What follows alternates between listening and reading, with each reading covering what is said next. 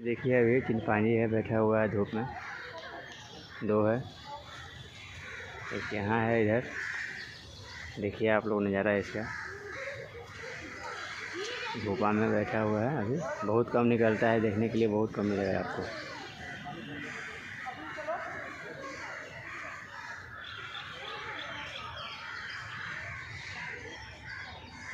देखते रहिए आप लोग।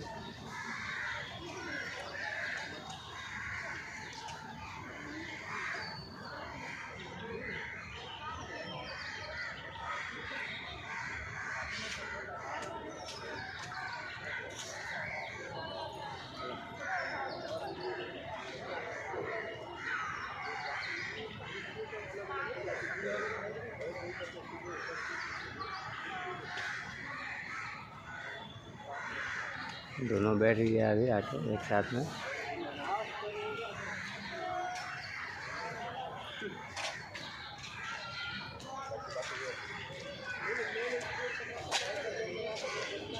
ऐसे ही आप लोग गाइड बन रही है।